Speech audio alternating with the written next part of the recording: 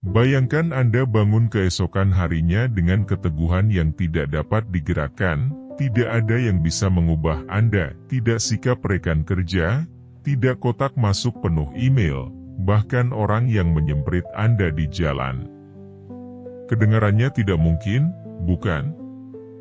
Namun, 2000 tahun yang lalu, sekelompok filsuf kuno menemukan rahasia untuk mencapai kedamaian yang tidak tergoyahkan, dan solusi mereka masih relevan hingga hari ini. Saya tidak berbicara tentang rahasia misterius atau program 10 langkah yang akan membuat Anda mengeluarkan banyak biaya. Saya berbicara tentang stoicisme, stoicis. Hari ini, saya akan membagikan 10 kutipan yang dapat sepenuhnya mengubah cara Anda memandang hidup. Dalam beberapa menit ke depan, saya akan menganalisis kutipan-kutipan ini dan memberi Anda petunjuk tentang cara menerapkannya dalam kehidupan sehari-hari. Tanpa teori panjang lebar atau istilah filosofis yang rumit, hanya pelajaran praktis yang dapat Anda gunakan hari ini untuk mengubah cara Anda menghadapi setiap tantangan dalam hidup. Mari kita mulai. Kutipan pertama datang dari Marcus Aurelius. Setiap pagi, ingatkan diri Anda bahwa hari ini Anda akan bertemu dengan orang-orang yang tidak tahu berterima kasih, sombong, pembohong, iri hati, dan bermusuhan. Mereka memiliki sifat-sifat ini karena mereka tidak memahami mana yang baik dan mana yang buruk. Meskipun menjadi orang paling berkuasa di Kekaisaran Romawi, Marcus Aurelius memulai harinya dengan mengingatkan dirinya sendiri, hari ini saya akan bertemu dengan orang-orang yang tidak menyenangkan, dan itu adalah hal yang wajar. Ini bukanlah pandangan pesimis, melainkan optimisme yang realistis. Dia tidak mengatakan bahwa semua orang itu buruk, tetapi hanya mengingatkan untuk mempersiapkan diri menghadapi tantangan yang tidak terhindarkan dalam hubungan sosial. Cara berpikir ini memberikan 3 manfaat yang kuat. 1. Membantu Anda tidak terkejut dengan interaksi negatif ketika Anda sudah siap menghadapi kesulitan, hal tersebut tidak lagi memiliki kekuatan untuk mempengaruhi hari Anda. Bayangkan Anda mengenakan pelindung, anak panah mungkin tetap datang, tetapi tidak akan menembus seperti sebelumnya. 2. Berpindah dari reaksi pasif ke proaktif alih-alih terkejut dengan perilaku seseorang dan merespons secara emosional, Anda telah memberikan ruang dalam pikiran untuk merespons dengan tenang dan bijaksana. 3. Menumbuhkan empati dan pengertian ketika Anda memahami bahwa perilaku negatif seringkali berasal dari ketidaktahuan, bukan niat jahat. Anda akan membebaskan diri dari beban untuk menyimpan dendam. Pikirkan ini, jika Anda melihat seseorang yang membakar tangan mereka sendiri karena tidak tahu api itu panas, Anda akan merasa kasihan pada ketidaktahuan mereka, bukan? Mereka mungkin tidak tahu lebih banyak, tetapi kita tahu. Kutipan berikutnya juga datang dari Marcus Aurelius. Momen adalah satu-satunya hal yang kita miliki dalam hidup. Jadi, apa yang dapat memandu kita? Hanya satu hal, filsafat. Pada awalnya, kutipan ini bisa membuat kita merasa pesimis. Hanya satu momen saja? Itu saja yang kita miliki? Tetapi Marcus Aurelius tidak bermaksud mengecilkan hati Anda, sebaliknya, dia memberikan sebuah kebebasan. Bayangkan Anda berdiri di tepi jurang yang sangat luas, tiba-tiba menyadari betapa kecilnya diri Anda. Kebanyakan orang akan merasa tidak berarti, tetapi seorang yang stoik akan merasa bebas. Karena ketika Aurelius mengatakan bahwa hidup kita hanya sesaat, dia tidak merendahkan nilai keberadaan kita, justru dia mengajak kita untuk terbangun. Kita seringkali menghabiskan terlalu banyak waktu khawatir tentang hal-hal yang tidak akan penting setelah seminggu, perdebatan di media sosial, atau kritik yang membuat Anda terjaga sepanjang malam. Aurelius akan melihat hal-hal ini dan berkata, jangan buang waktu Anda untuk itu. Pikirkan bagaimana kita sering hidup. Kita terus-menerus menunda kebahagiaan, selalu mendorong kebahagiaan ke masa depan. Saya akan bahagia setelah mendapat promosi. Saya akan merasa lengkap setelah membeli rumah impian. Hidup akan lebih baik ketika saya tidak begitu sibuk. Namun kenyataannya adalah, jika kita terus menunggu kondisi sempurna untuk memungkinkan kita bahagia, kita tidak akan pernah benar-benar hidup. Marcus Aurelius mengingatkan kita bahwa hidup ini singkat, dan itulah sebabnya kita harus fokus pada hal-hal yang benar-benar penting. Jadi, bagaimana cara menerapkan pelajaran ini?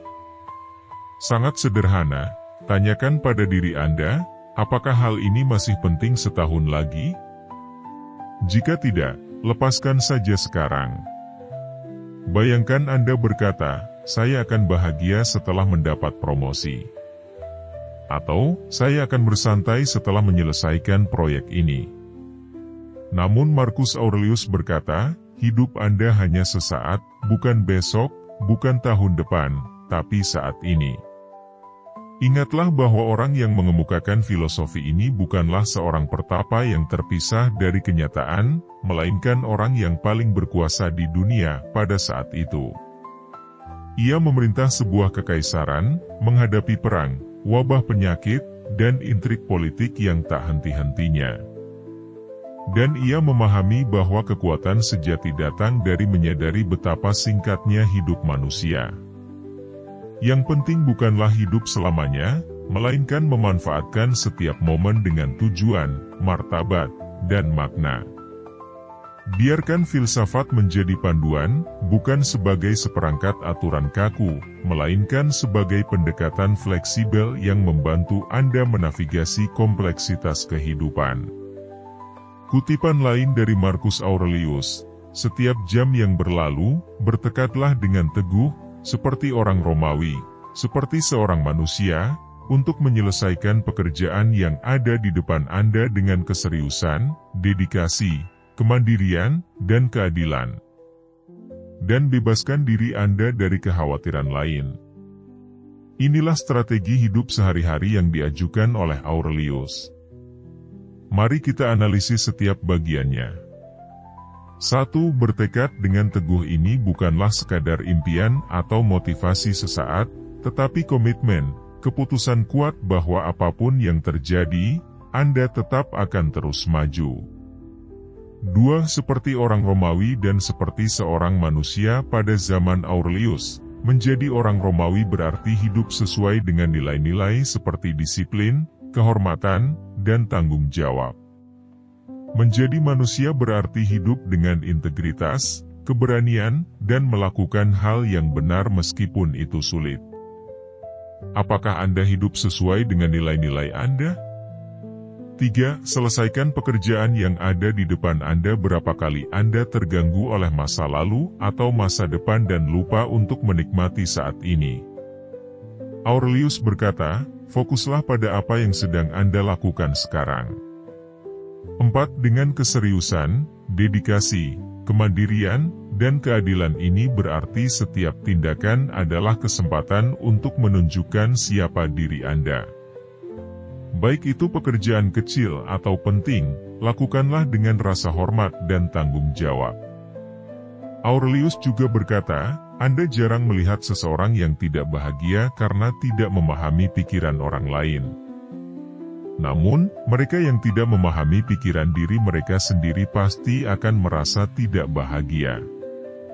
Pada awalnya, ini terdengar rumit, tetapi ini adalah peta yang mengarahkan kita untuk menemukan sumber ketidakbahagiaan yang sebenarnya.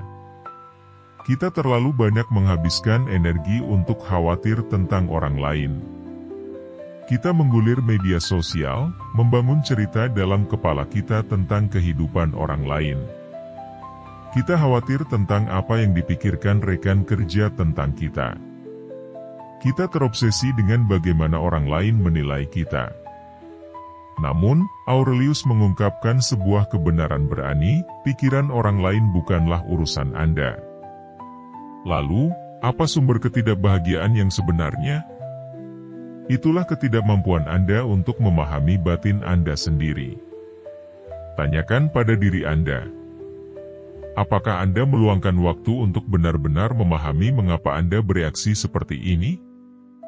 Apakah Anda tahu apa yang memicu emosi negatif dalam diri Anda? Apakah Anda memahami alasan di balik keputusan-keputusan Anda? Kebanyakan orang melakukan sebaliknya, mereka tidak pernah mengamati diri mereka sendiri, melainkan hanya mengejar dunia luar. Namun kebebasan sejati dimulai ketika Anda memahami diri Anda sendiri. Mereka seperti kapal tanpa kemudi, terombang-ambing oleh angin luar. Mereka menyalahkan keadaan, orang lain, ekonomi, bos mereka, pasangan mereka, siapa saja selain diri mereka sendiri. Dan dengan demikian, mereka terus tenggelam dalam ketidakbahagiaan yang tak berkesudahan. Memahami diri sendiri bukanlah tentang menghakimi diri, tetapi mengamati dengan penuh kasih sayang. Jika ini adalah saat Anda, tanyakan pada diri Anda, bagaimana Anda akan menjalani momen ini? Untuk menjawab pertanyaan itu, mari kita lihat seorang filsuf stoik lainnya. Seneca, kita menderita lebih banyak dalam bayangan kita daripada kenyataannya. Kutipan ini mungkin adalah obat penenang yang paling ampuh untuk kecemasan yang pernah ada. Tutup mata sejenak dan ingat kembali saat terakhir kali Anda benar-benar khawatir. Kemungkinan besar, gambaran yang Anda bayangkan jauh lebih buruk daripada apa yang sebenarnya terjadi. Presentasi yang Anda takuti mungkin berjalan dengan baik. Percakapan sulit yang Anda hindari ternyata lebih mudah dari yang Anda bayangkan. Kecemasan tentang kesehatan yang membuat Anda terjaga semalam bisa jadi tidak menakutkan seperti yang Anda bayangkan. Inilah sifat halus dari penderitaan yang dipahami oleh Seneca.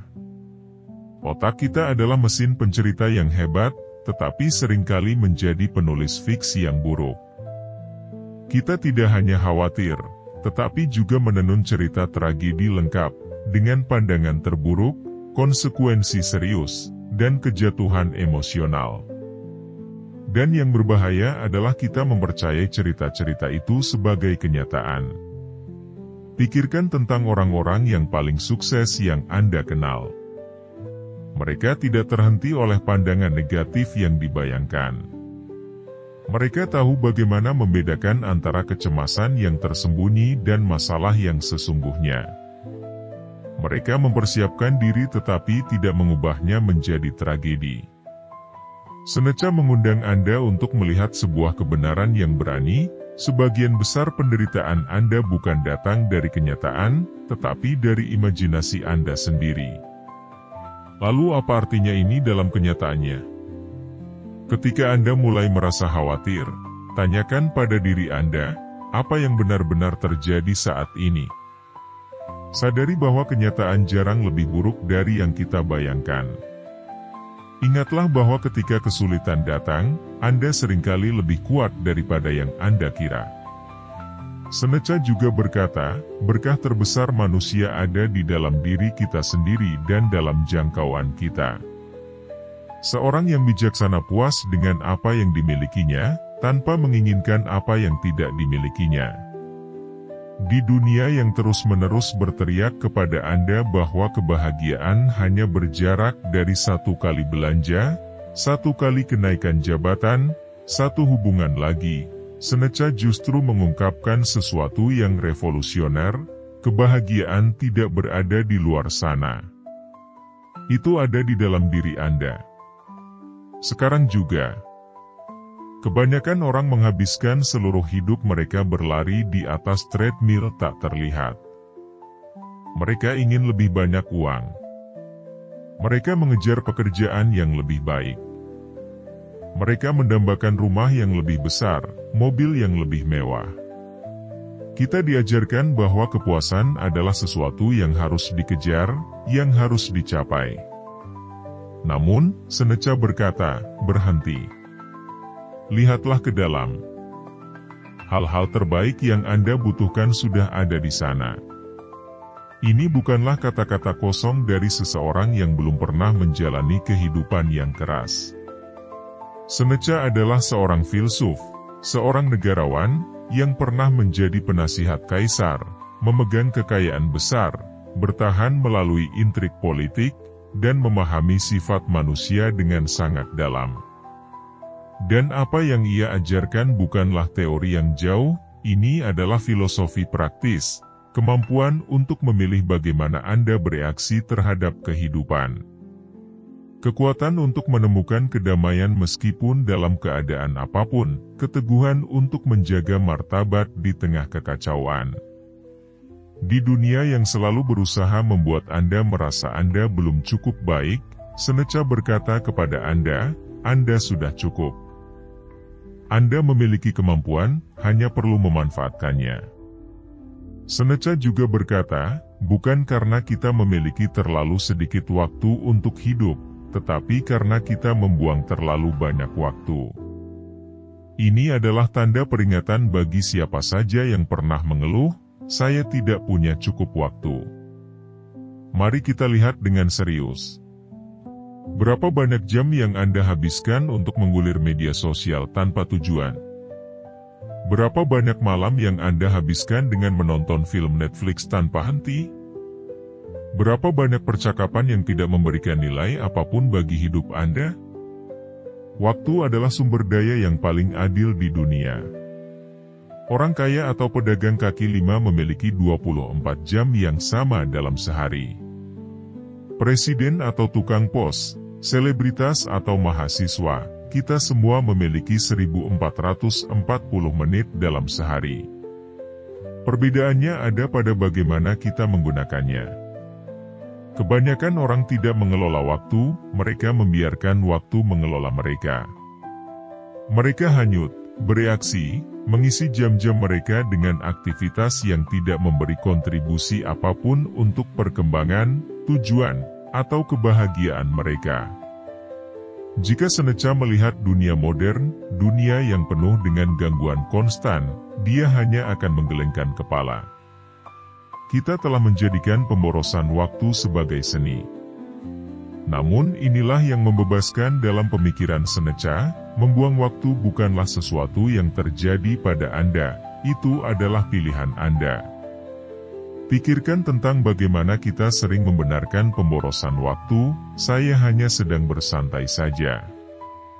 Namun, relaksasi sejati bukanlah konsumsi tanpa kesadaran. Itu adalah pemulihan yang disengaja. Itu bukan tentang membunuh waktu, melainkan tentang hidup sepenuhnya setiap saat. Waktu bukanlah sumber daya yang bisa diperbarui. Saat sebuah momen berlalu, itu hilang selamanya. Anda tidak bisa bernegosiasi dengan waktu. Anda tidak bisa menyimpannya. Anda tidak bisa membeli lebih banyak waktu. Anda hanya bisa memilih bagaimana menggunakannya, sekarang juga. Dan untuk menutupnya, mari kita lihat filsuf terakhir hari ini, Epictetus. Kesulitan yang sebenarnya menunjukkan siapa diri kita. Epictetus mengatakan bahwa kesulitan itu seperti palu dari pandai besi, yang menempa logam menjadi bentuk yang lebih kokoh. Mereka tidak hanya menguji kita, mereka juga membentuk kita. Pemikiran ini sepenuhnya membalikkan cara kita biasanya memandang tantangan. Pikirkan tentang kali terakhir Anda menghadapi peristiwa besar. Mungkin itu adalah kehilangan pekerjaan. Mungkin itu adalah krisis kesehatan. Mungkin itu adalah hubungan yang penuh tantangan. Dalam momen-momen tersebut, Anda mungkin telah belajar lebih banyak tentang diri Anda sendiri daripada bertahun-tahun hidup dalam ketenangan. Dan itulah kebenaran abadi yang dipahami oleh aliran Stoik. Kebanyakan dari kita menghabiskan hidup untuk menghindari kesulitan. Kita bermimpi tentang pekerjaan yang sempurna, di mana semuanya berjalan lancar. Kita menginginkan hubungan yang tidak pernah ada konflik. kita mendambakan hidup tanpa hambatan. Namun, para filsuf Stoik memahami satu hal penting, hidup tanpa kesulitan adalah sesuatu yang mustahil. Dan jika Anda ingin berkembang, Anda perlu menghadapi mereka. Pikirkan seorang atlet, mereka tidak menjadi lebih kuat dengan mengangkat beban ringan. Mereka menjadi lebih kuat dengan terus-menerus mendorong batasan mereka, menghadapi hambatan yang semakin besar. Karakter kita bekerja dengan cara yang sama. Percakapan sulit yang perlu Anda hadapi, itu menempa keberanian Anda. Proyek yang sangat rumit hingga tampaknya tidak mungkin selesai, itu meningkatkan kemampuan problem solving Anda. Jatuh yang membuat Anda merasa gagal, itu mengajarkan Anda bagaimana bangkit lebih kuat. Kesulitan tidak hanya mencerminkan siapa Anda. Mereka membentuk Anda menjadi versi yang lebih kuat dari diri Anda sendiri. Bagaimana Anda akan memilih untuk menghadapinya? Apakah Anda akan menyesal tetapi tetap melakukannya? Pernahkah Anda merasa dikendalikan oleh emosi Anda dan membuat keputusan yang salah? Jika jawaban Anda adalah ya, maka Anda telah mengalami kehilangan kebebasan batin. Artinya, Anda dikendalikan oleh keinginan, emosi, dan reaksi Anda sendiri. Epictetus berkata, tidak ada yang benar-benar bebas jika mereka belum menguasai diri mereka sendiri. Kita sering menganggap kebebasan sebagai kemampuan untuk bergerak bebas, berbicara tanpa pembatasan, atau memiliki hak untuk memilih pekerjaan dan hidup kita. Namun Epictetus mengungkapkan sebuah kebenaran yang lebih dalam, kebebasan sejati bukan tentang apa yang bisa Anda lakukan, melainkan apakah Anda menguasai diri Anda sendiri. Pikirkan tentang orang-orang yang memiliki segala hal di luar untuk dianggap bebas. Mereka kaya, sukses, bisa pergi kemana saja, membeli apa saja. Tetapi jika mereka tidak bisa mengendalikan kemarahan mereka, bukankah mereka masih menjadi budak kemarahan itu? Jika mereka kecanduan media sosial, terus-menerus memeriksa suka dan komentar, apakah mereka benar-benar bebas? Jika mereka terobsesi untuk mengesankan orang lain, selalu membeli barang-barang yang tidak mereka butuhkan dengan uang yang belum mereka miliki, bukankah mereka terkurung oleh keinginan mereka sendiri? Inilah sebabnya mengapa menguasai kehidupan batin kita adalah kunci utama. Kebebasan bukanlah menghilangkan sepenuhnya ikatan-ikatan eksternal, karena mereka akan selalu ada. Kebebasan sejati adalah kemampuan untuk mengendalikan reaksi, emosi, dan tindakan Anda sendiri. Kebebasan sejati adalah hidup sesuai dengan nilai-nilai Anda, bukan mengikuti godaan, ketakutan, atau keinginan sementara. Tanyakan pada diri Anda sendiri. Apakah Anda pernah mengatakan sesuatu saat marah yang kemudian Anda sesali? Apakah Anda pernah menunda tugas penting, meskipun tahu Anda akan membayar harganya? Apakah Anda pernah membiarkan kecemasan atau ketakutan mengendalikan keputusan Anda? Jika jawaban Anda adalah ya, maka saatnya untuk merebut kembali kendali atas diri Anda sendiri. Jadi, apa yang paling penting yang diajarkan oleh Stoikisme? 1-2. Hidup akan selalu ada orang-orang negatif. Persiapkan diri Anda sebelumnya daripada membiarkan mereka mempengaruhi Anda. 2-2. Anda tidak memiliki banyak waktu seperti yang Anda kira. Jangan buang waktu Anda pada hal-hal yang tidak berarti. 3-2. Kita lebih banyak menderita dalam imajinasi kita daripada dalam kenyataan. Jangan biarkan ketakutan yang tidak beralasan menguasai Anda. 4-2. Kesulitan bukanlah hambatan, melainkan kesempatan untuk berkembang. Jangan hindari mereka. 5-2. Kebebasan sejati bukanlah tanpa batasan, tetapi menguasai diri sendiri. Anda tidak dapat mengendalikan dunia, tetapi Anda dapat mengendalikan bagaimana Anda bereaksi terhadapnya. Dan itu adalah rahasia dari kehidupan yang tidak tergoyahkan.